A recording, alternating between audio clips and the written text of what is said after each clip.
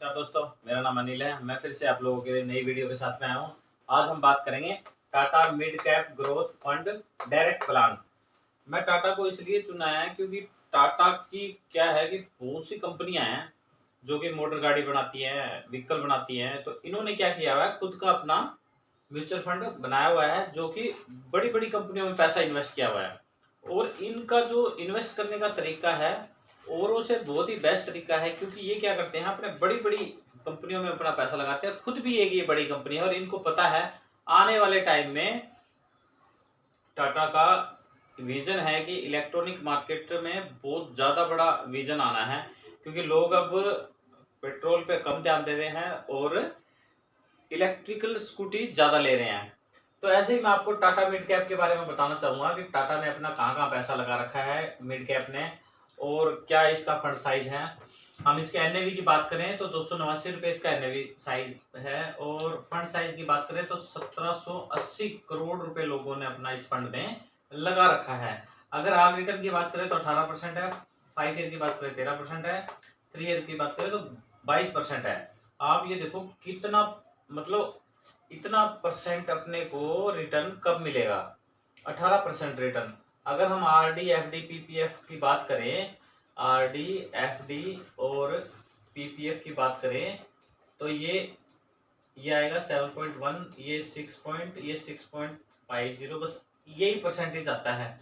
आप ये लगा के चलो कि अपने को 15 से 20% का रिटर्न अगर लेना है तो म्यूचुअल फंड करना ही करना पड़ेगा। वो आपका मन करे उसमें लगा सकते हो, पर टाटा का मिड कैप मैंने इसलिए चुना है क्योंकि मेरा ये बेस्ट म्यूचुअल फंड है। क्योंकि ये क्या करते हैं, अपनी एवरेज पैसे की वैल्यू बनाए रखते हैं, इसलिए इनमें पैसा लगाने का अपना ही मजा है।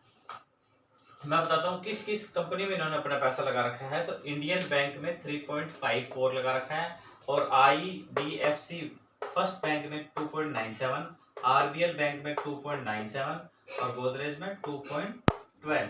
और आप ये देखो ऐसी ही इन्होंने कम से कम भी 60 कंपनियों में अपना पैसा लगा रखा है। क्योंकि बोर्ड छोटा है, मैं इतनी सारी कंपनियों का नाम इसमें मेंशन नहीं करके बता सकता। आपको 4 के नाम बताया ताकि क्या है, लोगों का विजन क्लियर हो जाए। इतना पैसा इन्होंने अपना कहाँ कहाँ लगा रखा है, ये बड़ी बड़ी निकाल के मैं आपको कंपनियों के नाम बताता हूँ।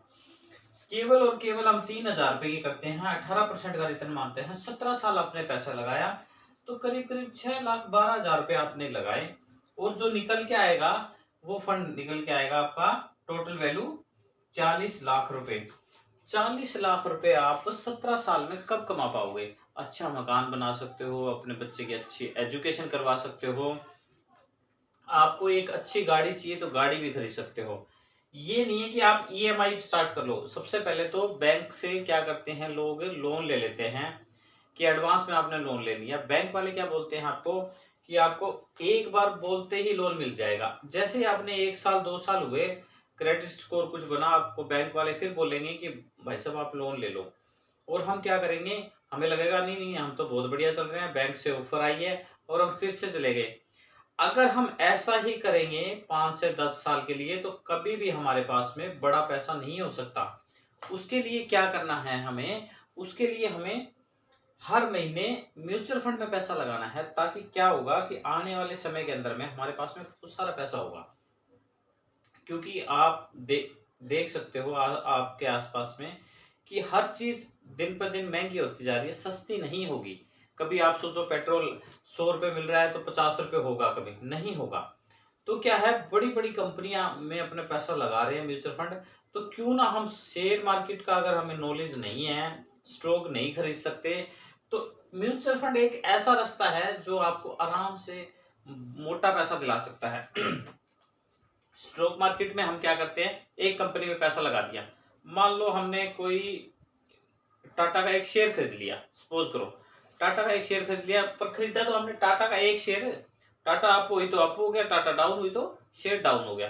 वैसे ही अगर टाटा का अगर मिड कैप खरीद लेते हैं तो ये क्या करते हैं, अपनी 50 से 60 कंपनियों में पैसा लगाते हैं, तो हमारे पैसे की वैल्यू कम नहीं होगी। क्योंकि आपके पैसे को डूबने के लिए 60 या 70 कंपनियों को ही डूबना पड़ेगा। तो आपके पैसे के लिए 60 से 70 कंपनियां नहीं डूबती। क्योंकि क्या होता है, जो हमने पैसा लगाया, काफी सारी कंपनियां हैं और हर कंपनी चाहती है अपने आप को ग्रोथ करना, तभी मार्केट में उतरती है कंपनियां। तो अगर आप अपना पैसे को सेफ रखना चाहते हो और लंबे समय तक बड़ा बनाना चाहते हो, तो आपने म्यूचुअल फंड में जाना ही जाना है। और वो आपका मर्जी है कि आपने कौन से म्यूचुअल फंड में जाना है। मैं ये नहीं कह रहा कि आपको पक्का यही करना है। आपका दिल करे, आपको विश्वास हो कि टाटा बहुत बढ़िया नाम है, टाटा का हर दिन हम टाटा का देखते हैं। टाटा का आज तक रिकॉर्ड है, कभी भी शेयर मार्केट डाउन नहीं गया उनका। क्योंकि क्या होता है कि इन्होंने बड़ी बड़ी कंपनियों में पैसा लगा रखा है, इसलिए इनका शेयर मार्केट डाउन नहीं जाता। अभी निफ्टी 50 करीब करीब मान के चलो, मैं बता रहा हूँ 60,000 के करीब चल रहा है। ये 2030 के अंदर में आप ये मान के चलना 1 लाख के करीब जाएगा। अब आपको लगेगा कि 1 लाख रुपए जाएगा तो हम कितने पैसे लगाएं। अगर किसी के बंदे के पास में 20 से 25,000 रुपए तनख्वाह है तो 3,000 रुपए की तो करनी ही करनी है। वो आपका मर्जी है जिस म्यूचुअल फंड में लगाए।